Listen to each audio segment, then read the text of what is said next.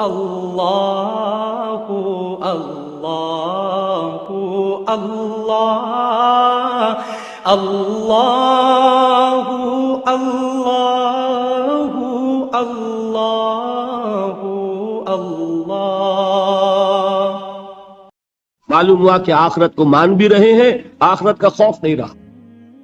جب ہم چہیتے ہیں، لاڈلے ہیں، سیاں بے کوتوال، کاہے کا ڈر؟ لہذا ہمیں تو کوئی خوف نہیں، جہنم ہوگی دوسروں کے لیے، ہمارے لیے تو ہے نہیں۔ یہی بات ہمارے ذہنوں میں بیٹھی ہوئی ہے۔ ہم جو کچھ بھی ہیں، خار ہیں اور یہ ہیں اور وہ ہیں، لیکن تیرے محبوب کی امت میں ہیں، لہذا ہمارا کلیم ہے جنت is our birthright, we have a reservation there. کون ہمیں اسے ڈپرائیو کر سکتا ہے؟ معلوم ہوا کہ آخرت پر ایمان ختم ہو کر رہ گیا اپنی تاثیر کے اعتبار سے، اس کا آپ کے کردار پر، آپ کے اخلاق پر، آپ کے عمل پر کوئی اثر مترتب نہیں ہوگا، اس لیے کہ نفی کر دی ہے اس تصور۔ اور اس میں کوئی ایک چیز نہیں، بے شمار چیزیں ہیں۔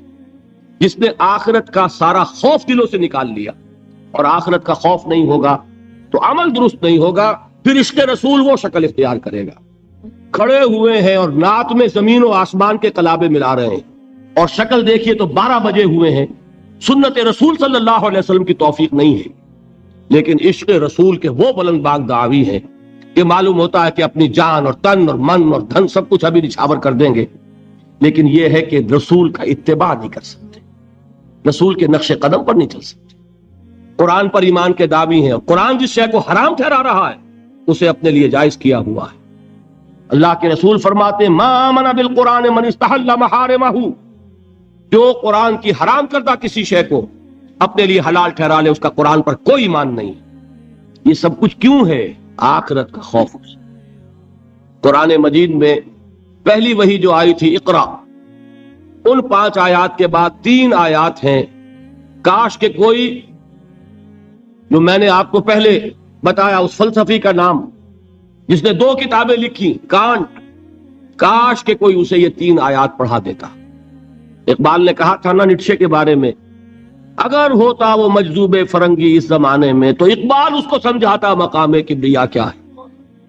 اگر کانٹ کہیں ہوتا اور اسے یہ 3 آیات کوئی پڑھا دیتا، کلا ان الانسان لیطغی، انسان میں بغاوت، سرکشی، تعدی، ظلم یہ پیدا ہو ہی جاتا ہے، دست درازی کر بیٹھتا ہے، دوسروں کا حق مار بیٹھتا ہے۔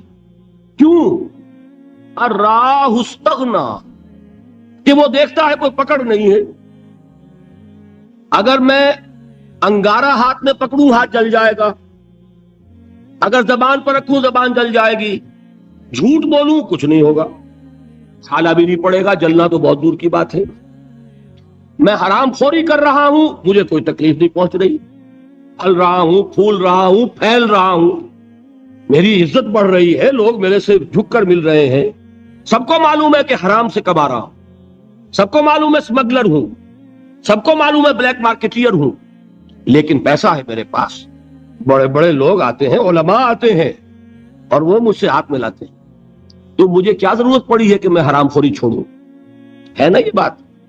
دنیا میں ان افعال کا نتیجہ نہیں نکل رہا۔ یہ ہے وجہ کہ جس کی وجہ سے انسان سرکشی میں، تعدی میں، ظلم میں، غلط کاری میں، حرام خوری میں بڑھتا چلا جاتا ہے۔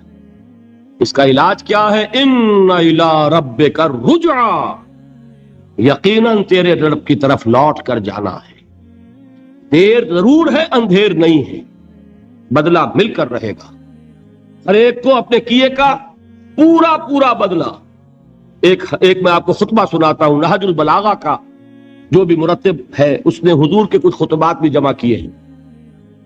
حضور کا ایک سادہ سا خطبہ ہے، اس سے آپ کو اندازہ ہوگا ایمان بالآخرہ پر کس درجے حضور نے زور دیا ہے۔ واللہ لتموتن کما تنامون، خدا کی قسم تم سب کے سب مر جاؤ گے جیسے روزانہ رات کو سو جاتے ہو۔ ثم لتبعثن کما تستيقظون، پھر تمہیں اٹھا لیا جائے گا جیسے روزانہ صبح کو بیدار ہو جاتے ہو۔ ثم لتحسبن بما تعملون، پھر تمہارا حساب کتاب لیا جائے گا ان اعمال کا جو کر رہے ہیں۔ ثم لتجزون بالاحسان احسانا وبالسوء سوءا، اور پھر تمہیں لازماً بدلہ مل کر رہے گا، بھلائی کا بھلا بدلہ اور برائی کی بری سزا۔ اور وہ کیا ہے؟ وَإِنَّهَا لَجَنَّةٌ أَبَدًا أَوْ لَنَارٌ أَبَدًا، یا آگ ہے ہمیشہ ہمیش کے لیے اور یا جنت ہے ہمیشہ ہمیش کے لیے۔ یہ زور ہے کلام نبوی میں اس ایمان بالآخرہ کے۔ قرآن مجید میں آپ دیکھیں گے آخری پارے کی وہ صورتیں جو ابتدا میں نازل ہوئی ہیں، سارا زور آخرت میں۔ القارعہ ما القارعہ وما ادراک ما القارعہ یوم یکون الناس کالفراش المبثوث وتکون الجبال کالعہن المنفوش فاما من ثقلت موازینہ فہو فی عیشۃ راضیہ واما من خفت موازینہ فامہ ہاویہ وما ادراک ما ہی نار حامیہ۔ میں ایک مثال دے رہا ہوں، الحاقہ ما الحاقہ وما ادراک ما الحاقہ اما یتساءلون عن النبأ العظیم الذی هم فیہ یختلفون کلا سیعلمون ثم کلا سیعلمون۔ سارا زور آخرت ہے، اس لیے کردار بنتا ہے اس آخرت پر یقین کے نتیجے، عمل درست ہوگا اس آخرت پر یقین کے نتیجے میں۔ تو ایمانیات ثلاثہ کی ایک دوسرے کے ساتھ جو نسبت و تناسب ہے اہمیت کے اعتبار سے، اس کے لیے یہ الجبرے کے فارمولے کی طریقے سے یہ حقیقت ذہن نشین کر لیجئے، علمی اصولی نظری علمی اعتبار سے اصل اہمیت ایمان باللہ کی، قانونی فقہی شرعی اعتبار سے اصل اہمیت ایمان بالرسالت کی، اخلاقی عملی اعتبار سے اصل اہمیت ایمان بالآخرہ کی ہے۔ یہ میرا گفتگو کا 5واں باب ختم ہوا۔ اب ہے اہم ترین باب، 6واں باب، ایمان کے 2 درجے۔ یوں تو ایمان کے درجات بے شمار، ایک ایمان میرا اور آپ کا، ایک ایمان ابو بکر اور علی کا رضی اللہ تعالی عنہما۔ کوئی نسبت و تناسب ہے؟ کتنے درجے ہوں گے؟ وہ درجات گنے نہیں جا سکتے، ناممکن۔ لیکن جان لیجئے کہ ان کو 2 بڑے بڑے حصوں میں ہم تقسیم کر دیں گے۔ ایک ایمان ہے قانونی ایمان، اسی کے لیے ایک اصطلاح ہے اسلام۔ ایک ایمان ہے حقیقی ایمان، جس کے لیے ایک دوسرا لفظ ہے یقین۔ ان 2 چیزوں کو علیحدہ علیحدہ سمجھ لیجیے۔ دیکھیے، تصدیق میں نے کہا تھا ایمان کے معنی تصدیق ایک ہے زبان سے، ہاں آپ صحیح کہہ رہے ہیں، آپ اللہ کے رسول ہیں، میں نے مان لیا جو خبر آپ دے رہے ہیں، میں نے قیامت کو مانا، بعث بعد الموت کو مانا، اللہ کو مانا، اس کے اسماء کو مانا، اس کے صفات کو مانا۔ میں گواہی دیتا ہوں اشہد ان لا الہ الا اللہ واشہد ان محمد رسول اللہ۔ یہ کیا ہے؟ اقرار باللسان۔ اس کا نتیجہ کیا نکلا؟ کوئی ہندو ہو، سکھ ہو، پارسی ہو، عیسائی ہو، بدھ مت کا ماننے والا ہو، پھر یہ چوڑا ہو، چمار ہو، کسے باشد، آج یہ جملہ زبان سے نکالے، وہ دفعتاً کیا ہو گیا؟ مسلمان۔ کوئی یہاں لمبا چوڑا سفر نہیں ہے، مسلمان ہونے کے لیے کوئی لمبے چوڑے ریچولز نہیں ہیں، کوئی لمبی چوڑی رسومات کا سلسلہ نہیں ہے۔ جو شخص یہ کہہ دے اور اقرار باللسان، ہم اسے مسلمان مانتے ہیں، الا یہ نوٹ کر لیجئے، مغالطہ ہو جاتا ہے بعض لوگوں کو، الا یہ کہ بعد میں یہ معلوم ہو کہ وہ کوئی ایسی بات بھی مانتا ہے جو اسلام کی یا حضور کی دی ہوئی بنیادی تعلیمات کے خلاف۔ جب یہ معلوم ہوگا تو ہم کہیں گے نہیں بھائی تم مسلمان نہیں ہوئے، اس کا نام تکفیر ہے، پھر اس کو کافر قرار دیا جائے گا۔ مثال دوں آپ کو، ایک شخص کہتا ہے اشہد ان لا الہ الا اللہ واشہد ان محمد رسول اللہ، ہو گیا مسلمان۔ بعد میں کہتا ہے میں نے آخرت کا اقرار کب کیا تھا؟ میں نے تو اللہ کو مانا، رسول کو مانا، یہ آخرت تو میں نے نہیں مانی۔ اب کیا کہیں گے آپ؟ اس کو مسلمان مانیں گے کہ نہیں؟ یہ تکفیر ہے۔ جب تک ہمیں معلوم نہیں کہ وہ آخرت کا منکر ہے، صرف کلمہ شہادت کی بنیاد پر اسے مسلمان مانا جائے گا۔ لیکن جب معلوم ہوا کہ وہ آخرت کا منکر ہے، اب اس کی تکفیر ہو جائے گی کہ نہیں تو مسلمان نہیں ہو، کافر۔ بالکل اسی طرح جب تک ہمیں معلوم نہیں کہ کوئی شخص جو کلمہ شہادت پڑھ رہا ہے وہ ختم نبوت کا منکر ہے، اس وقت تک وہ مسلمان مانا جائے گا. لیکن جب یہ معلوم ہو جائے کہ وہ ختم نبوت کا منکر ہے، اس کی تکفیر کی جائے. اس لیے کہ محمد الرسول اللہ نے جیسے خبر آخرت کی دی، ویسے ہی خبر اپنی نبوت کی اختتام اور تکمیل کی دی. تو یہ جو ہے اسلام یا ایمان قانونی، اس کا تعلق ہے اقرار باللسان سے. اس کی بنا پر ہم دنیا میں کسی کو مسلمان مانتے ہیں. لیکن ایک ہے تصدیق دل سے. سمجھ رہے ہیں بات؟ یہ دل سے تصدیق ہوگی تو حقیقی ایمان ہوگا. اگر دل سے تصدیق نہیں ہے، زبان سے تصدیق ہے، تو اسلام تو ہو جائے گا، ایمان نہیں ہوگا. بات سمجھ میں آئی؟ تو ایک ایمان کا قانونی درجہ ہے. اچھا، دل کی تصدیق کی بات ایسی ہے، ہر شخص سمجھ سکتا ہے، اس کو ہم ویریفائی نہیں کر سکتے. آج تک بھی، آج کیا تاریخ ہے؟ 12 دسمبر 1985 تک بھی کوئی آلہ ہمارے پاس ایسا نہیں جس کے ذریعے سے ہم دل میں اسے اتار کر یہ دیکھ لے کہ ایمان ہے کہ نہیں ہے. نہیں ہے نا؟ تو ایمان کی جو دنیا کا ایمان ہے اس میں دل کی بات زیر بحث نہیں آئے گی. بات سمجھ رہے؟ مجبوری ہے ہماری. We can't know it, we can't verify it. ہم نے کسی کے دل میں اتر کر نہیں دیکھا. ہو سکتا ہے، دیکھیے، کوئی ہندو، کوئی سکھ پاکستان میں آتا ہے جاسوس کی حیثیت سے، وہ مسلمانوں کی شکل بنائے گا کہ نہیں؟ داڑھی بھی رکھے گا، خوب نماز سیکھ کے آئے گا، ختنہ کرا کے آئے گا، تاکہ کوئی آڑا وقت آئے اور ویریفیکیشن ہونے لگے تو میری آئیڈینٹی جو ہے مسلمان کی تسلیم ہو جائے. اور ہو سکتا ہے ہمارے ہاں بارڈر ایریاز میں کوئی امام مسجد بن کے بیٹھا ہوا ہو اور وہ ہندو جاسوس ہو. کیا اس کے دل میں ایمان ہے؟ نہیں. وہ بنا ہوا مسلمان ہے، لیکن ہمیں مسلمان ماننا پڑے گا. کیوں؟ unless you can prove it otherwise. آپ کے پاس کیا ثبوت ہے؟ ثبوت مل جائے گا تو آپ اسے پکڑ کر جیل میں ڈال دیں گے جاسوسی کے جرم میں. لیکن یہ کہ جب تک آپ کے پاس کوئی ثبوت نہیں ہے، you will have to accept him as a Muslim. اس لیے کہ مسلمان ہونے کے لیے قانونی طور پر ایمان کا تقاضا پورا کرنے کے لیے صرف اقرار باللسان ہے. دل کی تصدیق کو اس میں ہم کہیں زیر بحث لا ہی نہیں سکتے. It's impossible. یہی معاملہ اچھی طریقے سے سمجھ لیجئے. ایک شخص عین حالت جنگ میں، آج کل تو خیر دور سے ہوتی ہے ٹھاٹھا، لیکن یہ کہ وہ زمانہ جب کہ حضور کے زمانے میں جہاد ہوتا تھا، قتال ہوتا تھا، دو بدو جنگ ہے، تلوار ہے.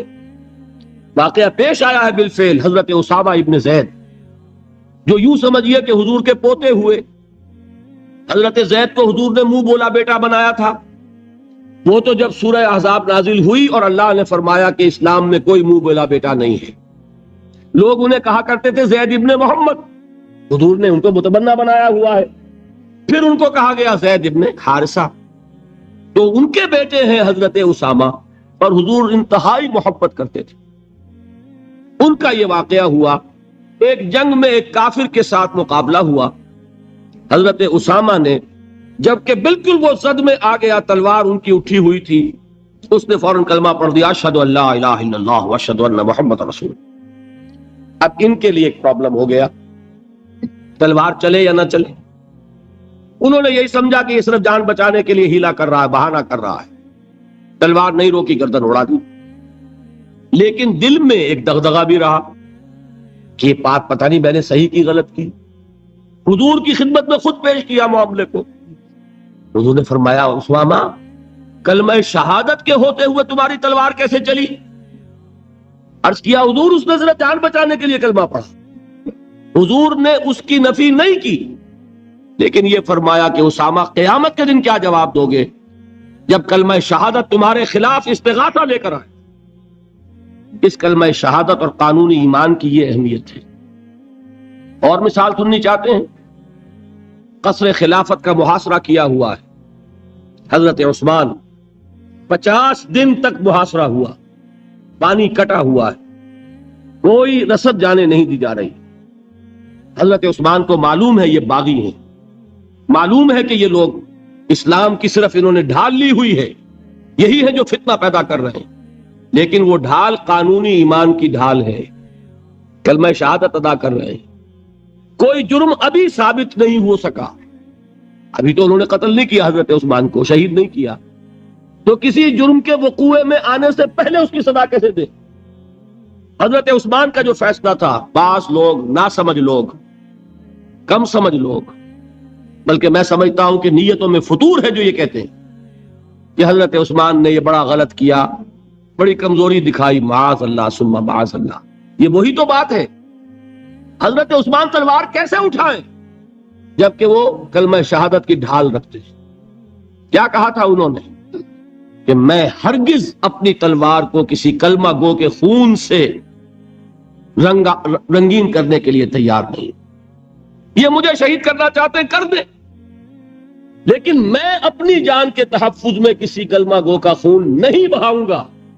اس لیے کہ یہ کلمے کی ڈھال بہت بڑی ڈھال ہے، جس کو کہ حضرت اسامہ، حضور فرما رہے ہیں کہ اسامہ کیا جواب دو گے قیامت کے دن جب یہ کلمہ شہادت تمہارے خلاف استغاثہ لے کر آئے.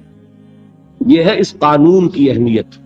قانونی ایمان اس دنیا میں انتہائی اہمیت کا حامل ہے. حضور نے فرمایا کہ ایک مسلمان کی جان اور اس کی آبرو اللہ کی نگاہوں میں اتنی محترم ہے جتنا کعبہ. یہ تو آج ہمارا حال ہو چکا ہے کہ مسلمان کے خون سے خنجر آلودہ کر رہا ہے، مسلمان کی گردنیں کاٹ رہا ہے. ہمارے ہاں بڑی جنگوں کو چھوڑیے جو ہو رہی ہے اس وقت، آپ دیکھیں گے کہ ہمارے ہاں، ہمارے ممالک میں، خاص طور پر پاکستان میں، چند ٹکوں کے لیے انسانی جان لی جا رہی. چھوٹے چھوٹے جھگڑے، چند روپے کا جھگڑا ہے اور انسانی جان لے لی گئی، جس کو حضور نے فرمایا کہ اس کا احترام اللہ کی نگاہ میں بالکل اتنا ہے جتنا کعبے کا احترام. یہ ہے اس قانونی اسلام کی اہمیت. لیکن یہ جان لیجئے اس قانونی ایمان کا عمل دخل صرف اس دنیا تک ہے. آخرت میں سابقہ پیش آئے گا اس ہستی سے جو ہماری طرح لاچار نہیں ہے، وہ دلوں کے حال کو جانتی ہے، علیم بذات الصدور ہے، وہ جانتی ہے یعلم ما تسرون وما تعلنون. اللہ تو جانتا ہے جو کوئی تم ظاہر کرتے ہو اور جو کوئی تم چھپاتے ہو. واللہ علیم بذات الصدور، وہ تمہارے سینوں کی کیفیت کو جانتا ہے. لہذا یہ قانونی ایمان کیا مانی؟ اگر صرف اقرار باللسان ہے اور تصدیق بالقلب نہیں ہے، یہ ایمان دنیا میں معتبر ہوگا، دنیا میں ایک مسلمان کی حیثیت سے تسلیم کرا لے گا. اس کو تمام لیگل رائٹس، تمام constitutional rights of a Muslim in an Islamic state, تمام legal and moral rights of a Muslim in an Islamic society, he will be entitled to everything. ہر حق اسے حاصل ہے. لیکن آخرت میں معاملہ ہوگا اس ایمان حقیقی کی بنیاد پر جو قلبی تصدیق کے ساتھ. تصدیق ہے تو مومن قرار پائے گا، تصدیق قلبی نہیں ہے تو مومن نہیں قرار پائے. یہ البتہ ہے اس تصدیق قلبی کے مدارج ہوں گے. یقین کی گہرائی، جیسا کہ میں عرض کر چکا، کہاں ابو بکر اور علی اور عمر اور عثمان اور طلحہ اور زبیر، کہاں سلمان فارسی، کہاں ابو ذر، کہاں ان کا ایمان، کہاں ہم میں سے کسی کا ایمان. زمین و آسمان کا فرق ہوگا. لیکن بیسیکلی تصدیق بالقلب ہوگا تو آخرت میں ایمان جو ہے تسلیم کیا جائے گا. اور اگر تصدیق بالقلب نہیں ہے تو دنیا میں چاہے وہ مسلمانوں کا بڑا لیڈر مانا جاتا ہو، وہ مسلمانوں کا رہنما تسلیم کیا جاتا ہو، یہاں کے سینسس کے رجسٹرز میں اس کا مذہب اسلام لکھا گیا ہو، کتنی ہی بڑی سے بڑی سند لے کر وہ چلا جائے اور آپ اس کے کفن میں بھی رکھ دیں کہ یہ دنیا میں مسلمان مانا جاتا تھا، اور مسلمان ہی نہیں مسلمانوں کا قائد اور رہنما مانا جاتا تھا. یہاں کی ساری سندیں اور یہاں کے ساری سینسس رپورٹس وہاں جو ہے پرے کاہ کے برابر وقت نہیں رکھتی.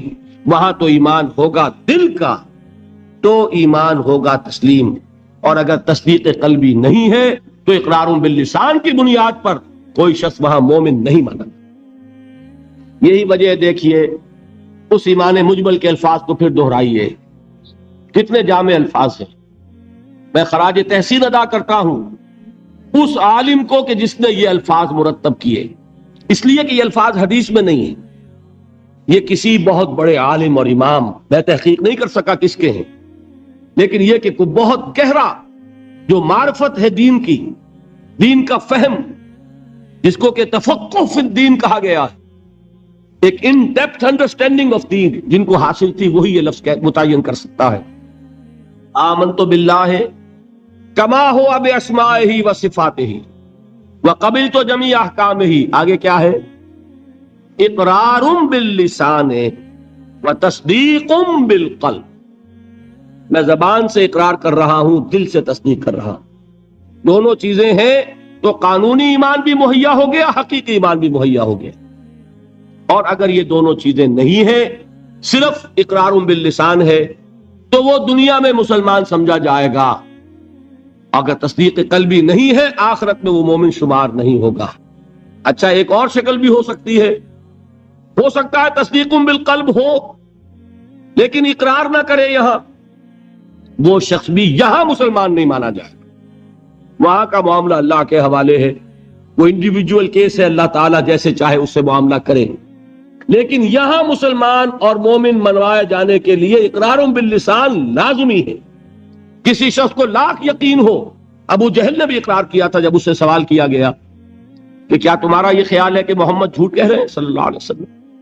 انہوں نے کہا نہیں، محمد نے کبھی جھوٹ نہیں بولا۔ پھر سوال کیا گیا پھر ان کی بات کیوں نہیں مانتے؟ اس نے صاف اقرار کیا، میں یہ کہا کرتا ہوں give the devil his due۔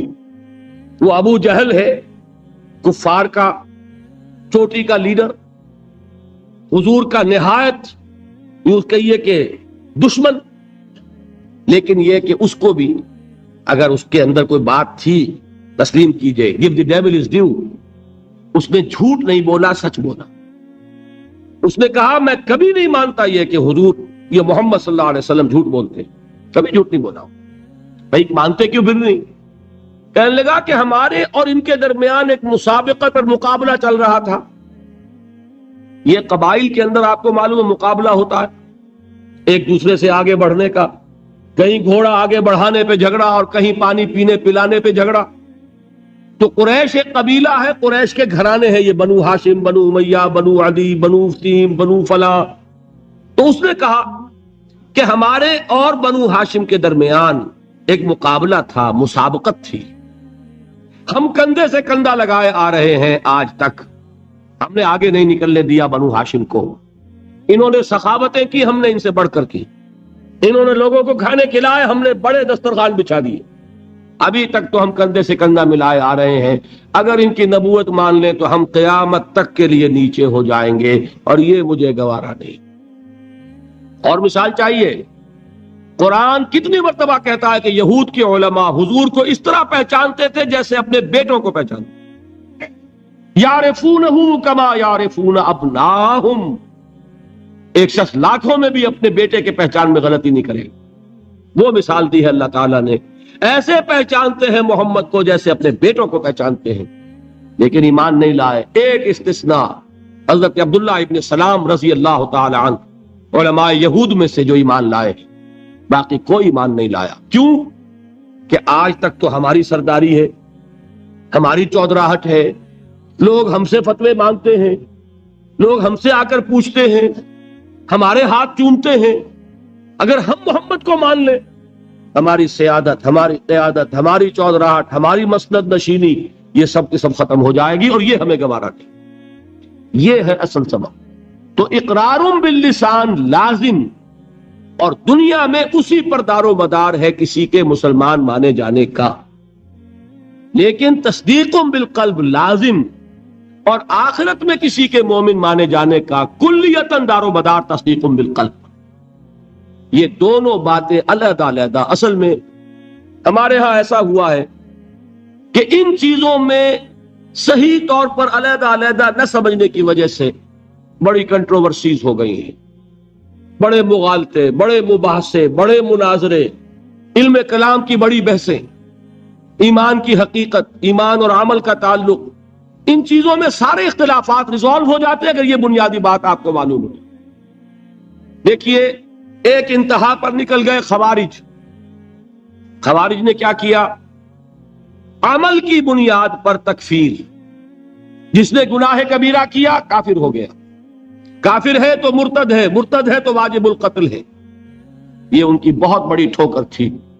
اس دنیا میں مسلمان مانے جانے کا سارا دار و مدار صرف اقرار پر ہے. نماز نہ پڑھو کافر نہیں ہوگے، نماز کا انکار کرو گے کافر ہو جاؤ. روزہ نہ رکھو فاسق اور فاجر شمار ہوگے، روزے کا انکار کر دو کافر ہو جاؤ. زکوٰۃ نہیں دیتے ہو، کوتاہی ہے، عملی کوتاہی ہے، گناہ ہے، اللہ کے ہاں سزا پاؤ گے، کافر نہیں ہوگے. زکوٰۃ کا انکار کر دو گے کافر ہو جاؤ. اسی طریقے سے کوئی شخص شراب پیتا ہے فاسق ہے، فاجر ہے، کافر نہیں ہے. اگر یہ کہہ دے شراب حرام نہیں ہے کفر ہو جائے. قرآن کی نفی ہو گئی، کفر ہے. کوئی شخص بدکاری کر بیٹھا ہے، کافر نہیں ہوا، گناہگار ہوا. اگر اس کے خلاف سزا، اگر مقدمہ ثابت ہو جاتا ہے سنسار کر دیجئے. حضور نے سنسار کیا، مرد کو بھی کیا، عورت کو بھی کیا. لیکن یہ کہ انہیں کافر نہیں کہا، بلکہ جنہیں سنسار کیا گیا تھا ان کے خلاف کسی نے اگر یہ جملہ بھی کہہ دیا کہ کتنا بے حیا مرد تھا یا کتنی بے حیا عورت تھی، تو حضور نے ڈانٹا. اس نے وہ توبہ کی ہے کہ اگر تمام مدینے والوں پر تقسیم کر دی جائے تو سب کی نجات کے لیے کافی ہو جائے. حالانکہ مدینے میں منافقین بھی بھرے ہوئے تھے. حضور نے فرمایا اتنی بڑی توبہ کی اس اللہ کی بندی نے، خطا ہو گئی. جذبات کے رو میں آ کر کوئی کیا نہیں کر بیٹھتا. لیکن آپ ذرا غور کیجئے، اس اللہ کی بندی کا تصور کیجئے جو خود چل کر آتی ہے، حضور مجھ سے وہ خطا ہو گئی ہے جس کی سزا رجم ہے، آپ مجھے پاک کر دیجئے، میں اللہ کے ہاں نہیں جانا چاہتی، مجھے آپ کو سزا دے کر اس دنیا میں پاک کر. حضور نے اپنا رخ پھیر لیا، وہ پھر آئی. حضور نے پوچھا دماغ خراب تو نہیں ہے؟ نہیں حضور، مجھ سے وہ خطا ہو گئی. اب مجبور ہو کر آپ پوچھتے ہیں حمل تو نہیں رہ گیا؟ یہ حضور رہ گیا. تو پھر اس ننھی جان کا کیا قصور ہے؟ جرم تمہارا ہے، اس کا کوئی جرم نہیں. جاؤ وضع حمل کے بعد آنا. وہ اللہ کی بندی وضع حمل کے بعد پھر حاضر. حضور پیدائش ہو چکی ہے، اب مجھے پاک کر. ذرا تصور کیجئے، جس کو کہا جاتا ہے وحشیانہ سزا، اور واقعہ یہ کہ اس سے زیادہ سخت موت کا آپ تصور نہیں کر سکتے. یہ کوئی الیکٹرک چیئر والی موت نہیں ہے کہ ایک کرنٹ گیا اور ختم ہوئے. یہ پھانسی کی موت نہیں ہے کہ ایک جھٹکا اس کے بعد انسان کو کچھ پتا نہیں. یہ آپ کو نظر آ رہا ہے کہ جسم جو ہے پھڑپھڑا رہا ہے، تڑپ رہا ہے، اس کو کچھ پتا نہیں.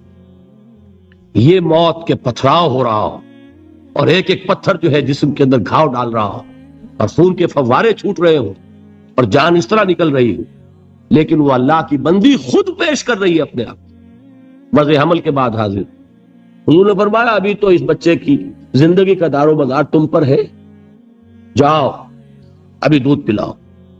پھر آتی ہے، بچے کے ہاتھ میں ٹکڑا ہے روٹی کا، کھا رہا. حضور دیکھیے اب یہ روٹی کھانے لگا ہے، اب مجھے پاک کر دی. اب مجبوراً حضور سزا کا حکم دیتے ہیں، جاؤ اس کو رجم کر دو. جب رجم کیا جا رہا تھا کسی شخص کی زبان سے نکل گیا کتنی بے حیا عورت تھی. اس پر ڈانٹ پلائی ہے حضور نے صلی اللہ علیہ وسلم. اللہ کی اس بندی نے وہ توبہ کی ہے کہ اگر تمام مدینے کے لوگوں پر تقسیم کر دی جائے تو سب کی نجات کا ذریعہ بنے. لیکن جرم جرم ہے، سزا ملے گی، البتہ کفر نہیں ہے. تو جرم اور کفر، گناہ اور کفر، یہ دو علیحدہ چیزیں. مغالطہ ہو گیا. دنیا میں کسی کا مسلمان سمجھا جانا اس کے عمل پر دار و مدار نہیں ہے، بلکہ اس کے اقرار پر ہے، اقرار باللسان.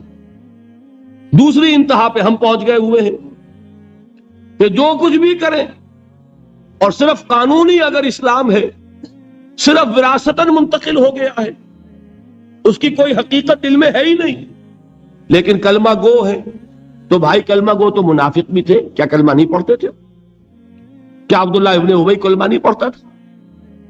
اصل شے ہے تصدیق بالقلب. حقیقی مومن اللہ کے ہاں قرار پانا وہ کلمہ گوئی پر نہیں ہے، وہ تصدیق بالقلب پر ہے. اور تصدیق بالقلب ادنا درجے میں بھی ہوگی تو اس کا کوئی نہ کوئی اثر عمل میں ظاہر ہوگا. یہ ایمان اور عمل صالح کا وہ تعلق ہے جس پر کہ انشاءاللہ کل بحث ہونی ہے. میں نے عرض کیا تھا 2 ابواب کل زیر بحث آئیں گے. ایمان کا عمل سے کیا تعلق ہے اور ایمان کا جہاد کے ساتھ کیا رشتہ ہے، یہ کل اور پرسوں جو ہے یہ 2 مباحث آئیں گے. اب میں ان کو یہاں چھوڑتے ہوئے آگے آخری بحث شروع کر رہا ہوں، ایمان اور امن. ایمان کا اصل حاصل دیکھیے، جہاں سے ہم چلے تھے وہاں پہنچ گئے ہیں. ایمان کا مادہ کیا ہے؟ امن. لفظ کہاں سے بنا؟ امن سے. امن کسے کہتے ہیں؟ نچنت ہونا، بے فکر ہونا، کوئی خطرہ نہیں، کوئی خوف نہیں، کوئی رنج نہیں، کوئی غم نہیں، کوئی ملال نہیں، کوئی اندیشہ نہیں، کوئی کھٹکا نہیں. یہ ہے امن. ایمان کا اصل حاصل جو انسان کو حاصل ہوتا ہے، اگر ایمان حقیقی موجود ہو، وہ امن، وہ سکون ہے، وہ اطمینان ہے، وہ اندرونی سکون، اندرونی امن، قلبی اطمینان. الا بذکر اللہ تطمئن القلوب، یہ ایمان کا اصل حاصل. میں اس کو ذرا ایک تو میں ان آیات کے حوالے سے سامنے رکھنا چاہتا ہوں. سورہ انعام کی آیت میں نے آپ کو سنائی تھی. سورہ انعام میں ایک مومن اور ایک مشرک، 2 گروہوں کو سامنے رکھا گیا. پھر سوال کیا گیا ای الفریقین احق بالامن ان کنتم تعلمون. اے ہوش مندو، اے عقل والو، ذرا سوچو امن کا مستحق کون ہے ان دونوں گروہوں میں سے؟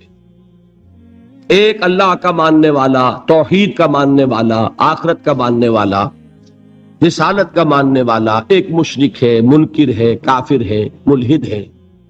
امن کسے حاصل ہوگا؟ سوال کیا گیا اور اب جواب خود دیا گیا. الذین آمنوا ولم یلبسوا ایمانہم بظلم اولئک لہم الامن وہم مہتدون. وہ لوگ جو ایمان لائیں اور اپنے اس ایمان میں شرک کی آمیزش نہ کریں. اب اس پر ایک مکمل تقریر میری ہونی ہے، وہ جو 17 تاریخ کی آپ کو بتائی گئی. شرک کسے کہتے ہیں، شرک کی اقسام کیا ہے، شرک کی قسمیں کیا ہیں، اس کا بھی بڑا محدود تصور ہے ہمارے ذہنوں میں. بہرحال اس پورے تصور کو اس وقت اپنے ذہن میں فرض کر کے جو شخص شرک سے بچ جائے اور ایمان رکھتا ہو، وہ ہے امن کا حقدار، وَهُمُ الْمُهْتَدُونَ، اور وہ ہے ہدایت یافتہ، ہدایت پانے والے. ایمان اور امن کا یہ رشتہ ہے. ایک اور حوالے سے اس کو ذہن میں بٹھا لیجئے. جب آپ نئے مہینے کا چاند دیکھتے ہیں، ہلال دیکھتے ہیں، تو کیا دعا مانگتے ہیں؟ اگر اللہ نے توفیق دی ہے، اگر آپ نے یاد کی ہے دعائے مسنونہ، کیا الفاظ ہیں؟ اللہم اہلہ علینا بالامن والایمان والسلامت والاسلام. اے اللہ، یہ مہینہ جو اس چاند کے ساتھ چڑھ رہا ہے، شروع ہو رہا ہے، طلوع ہو رہا ہے، اے اللہ اس مہینے کو ہمارے لیے امن اور ایمان اور سلامتی اور اسلام کا ذریعہ بنا. معلوم ہوا امن کا تعلق ایمان سے اور سلامتی کا تعلق اسلام سے. اب قرآن کی ایک آیت اور حضور کی یہ دعائے مسنونہ اس ایمان اور امن کے تعلق کو جس طرح واضح کر رہی ہے، اس کو سامنے رکھ کر بات سمجھیے عقلاً. اس کو قرآن مجید میں سورہ حامیم السجدہ میں بیان کیا گیا. ان الذین قالوا ربنا اللہ ثم استقاموا تتنزل علیہم الملائکہ الا تخافوا ولا تحزنوا وابشروا بالجنۃ التی کنتم توعدون. جو لوگ اللہ پر ایمان لائیں، کہیں کہ ہمارا رب اللہ ہے، پھر اس پر جم جائیں. ان پر فرشتوں کا نزول ہوتا ہے. نہ کوئی غم کرو نہ خوف، خوشیاں مناؤ جنت کی جس کا تم سے وعدہ کیا گیا تھا. اللہ کی ربوبیت پر اطمینان جب انسان کو ہو جاتا، میرا رب اللہ ہے، ربی اللہ، انسان کے لیے نہ کوئی کھٹکا، نہ کوئی خطرہ، نہ کوئی خوف، نہ کوئی حزن.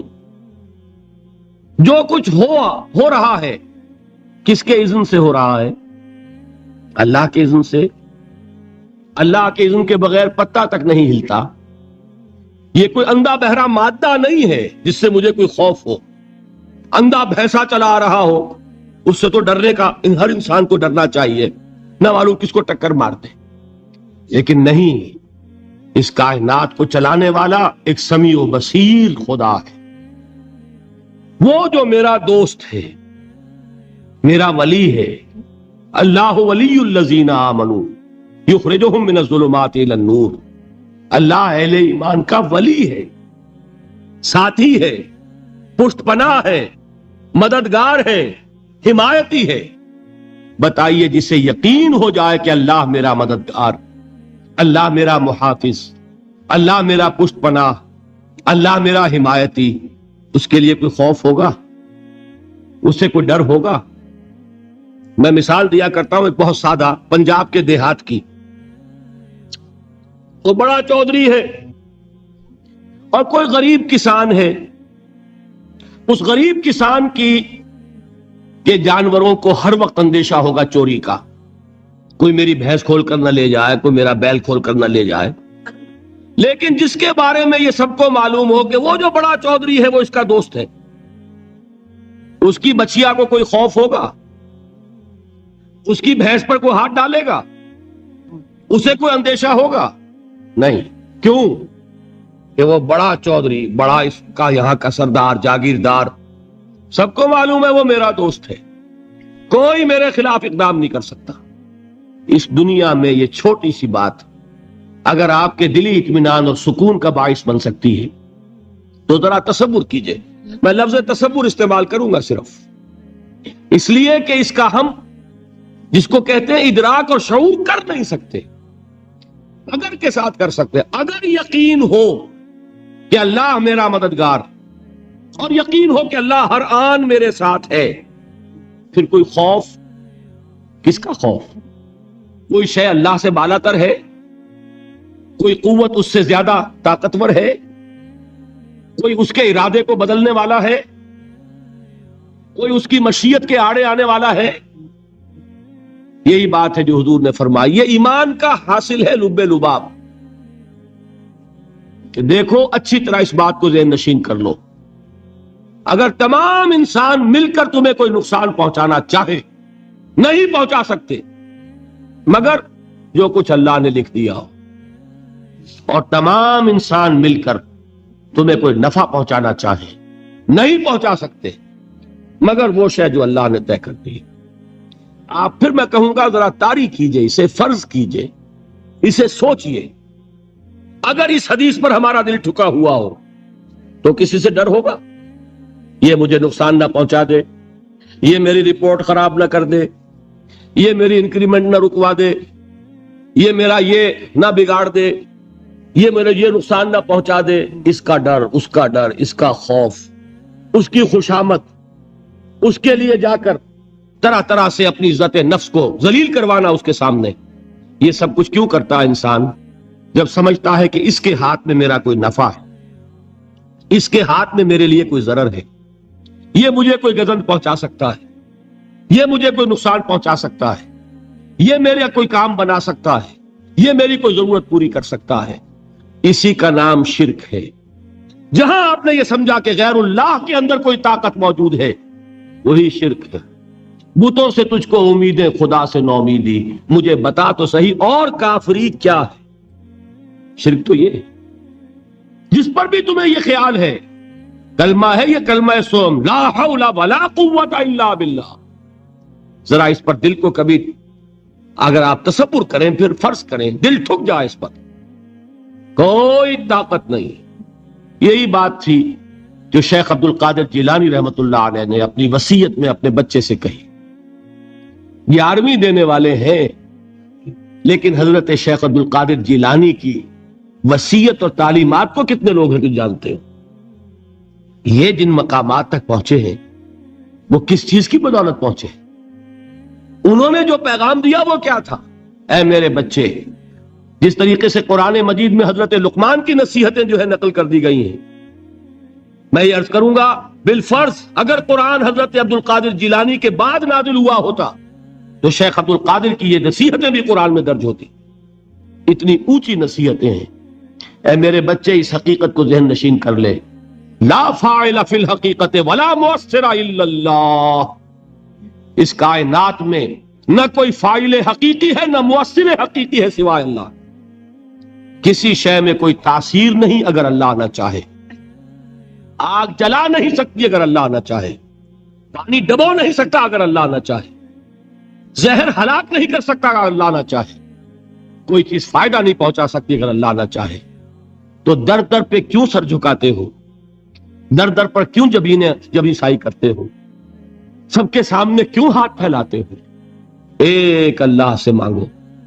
ایک اللہ کے سامنے زمین پر اپنی جبین رکھو. لا فاعل فی الحقیقت ولا مؤثر الا اللہ. نظر آتا ہے ہمیں کہ پانی پیاس بجھا دیتا ہے. پیاس بجھانے کی صلاحیت پانی میں نہیں ہے، اللہ کے اذن سے.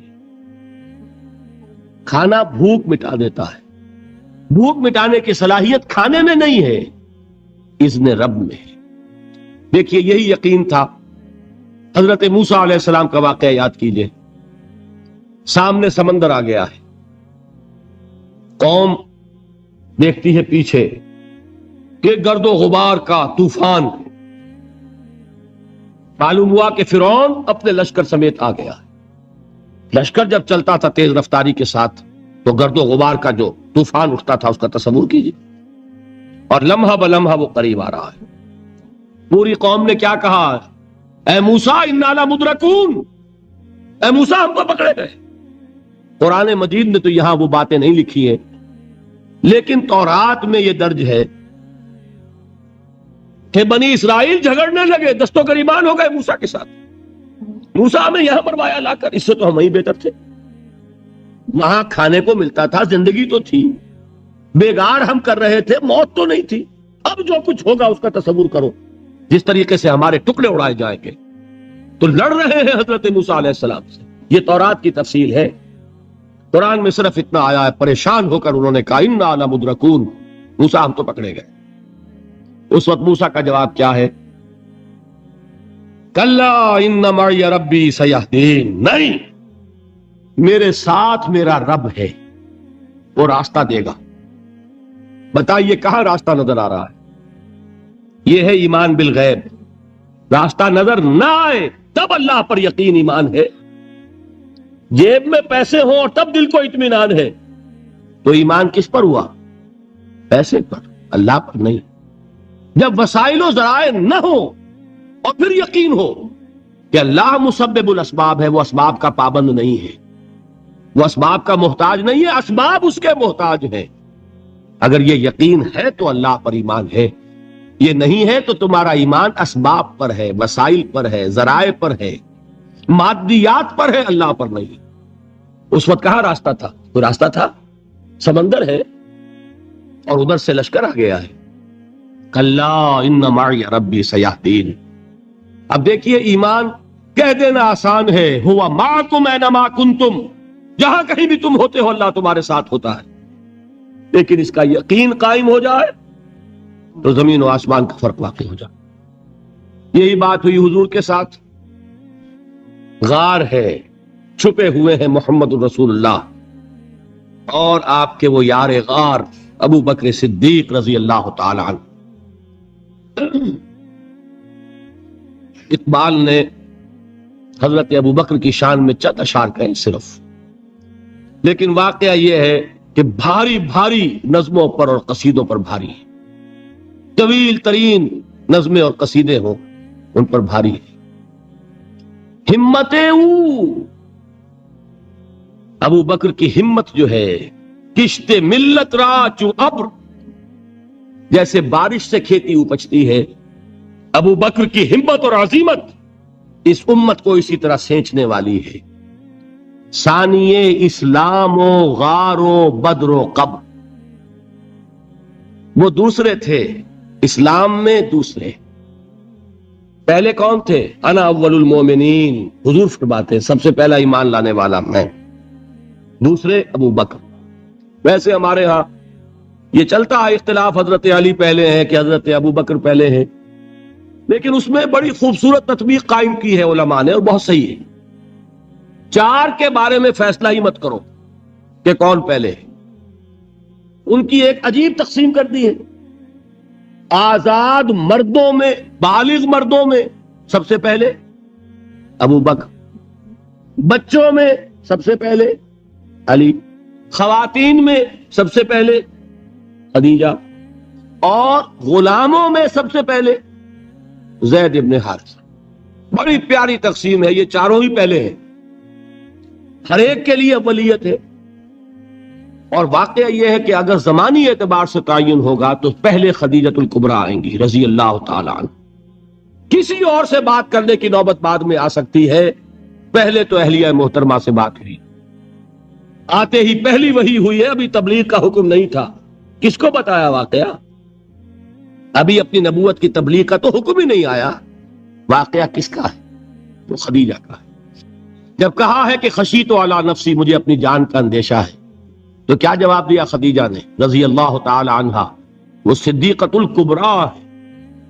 صدیقات جو ہے خواتین، ان میں چوٹی پر خدیجۃ الکبریٰ ہے رضی اللہ تعالی عنہ، اور صدیق جو مرد ہیں ان میں صدیق اکبر ہے ابو بکر صدیق رضی اللہ تعالی عنہ، لیکن صدیقات میں چوٹی پر۔ جب حضور نے فرمایا خشیت علی نفسی، کیا فرمایا، کیا عرض کیا، کیسے تسلی دی؟ نہیں، اللہ آپ کو ضائع نہیں کرے گا، آپ غریبوں کے ہمدرد ہیں، آپ مساکین کے تکالیف رفع کرنے والے ہیں، آپ بیواؤں کی سرپرستی کرتے ہیں، آپ مسافروں کی خدمت کرتے ہیں، اللہ آپ کو ضائع نہیں کرے گا۔ یہ یقین ہے اس خاتون کے اندر۔ خیر وہ ایک علیحدہ بات ہو جائے گی۔ میرے دل پر حضرت خدیجہ رضی اللہ تعالی عنہ کی شخصیت کا بڑا گہرا نقش ہے، جو وہ کوئی اور ہی وقت اور موقع ہوا تو بیان ہوگا۔ بہرحال اقبال نے ایک مصرے میں جو 4 اولیتیں جمع کر دی ہیں، ہمتیں کشت امت را چو ابر، ثانی اسلام و غار و بدر و قبر۔ اسلام میں حضور کے بعد پہلے کون؟ ابو بکر۔ غار میں حضور کے ساتھ کون؟ بکر۔ بدر کی رات اللہ کا رسول سربسجود، وہ جھاڑ، وہ گھاس پھوس کی جو جھوپڑی بنائی گئی تھی، اور وہاں تلوار ننگی لے کر پہرا دینے والا کون؟ ابو بکر۔ اور اس حجرہ عائشہ میں محمد کے بعد سب سے پہلے دفن ہونے والا کون؟ ابو بکر رضی اللہ تعالی عنہ وصلی اللہ علیہ وسلم۔ وہ جو معاملہ میں سنا رہا تھا غار ثور کا، حضرت ابو بکر بھی حضور کے خیال سے لرز گئے ہیں۔ آپ کو یاد ہوگا کہ جا کر پہلے تمام جتنے سوراخ تھے انہیں بند کیا ہے، ایک سوراخ رہ گیا تھا جس کو بند کرنے کے لیے کوئی کپڑا نہیں تھا، وہاں اپنی ایڑی رکھی ہے، تب کہا ہے حضور سے تشریف لائیے، اور اپنے زانو پر حضور کو لٹایا ہے، اور وہاں کسی موذی جانور نے کاٹا ہے، حضور کی آنکھ لگ گئی تھی، اس وقت اس بل کے اندر جو بھی بچھو ہے کیا ہے واللہ عالم، اس نے کاٹا ہے، اس کی تکلیف کی وجہ سے ابو بکر کی آنکھوں سے آنسو ٹپک گئے، حضور کے چہرے مبارک پر پڑے ہیں، تو حضور جاگے ہیں، معاملہ کیا ہے؟ ایڑی نہیں ہٹائی وہاں سے، مبادا وہ جانور وہاں سے نکل کر محمد الرسول اللہ کو کوئی گزن پہنچا دے، ابو بکر کی ایڑی ہے، جس طرح چاہے کھا لے، ختم کر دے، جان نکل جائے تب کوئی آنچ آئے محمد پر تو آئے، لیکن جیتے جی نہیں۔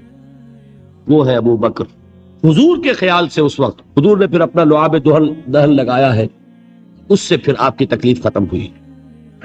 جیسے خیبر میں حضرت علی کی آنکھ دکھ رہی تھی، اس کو جو شفا حاصل ہوئی ہے وہ بھی حضور کے لعاب دہن سے ہوئی۔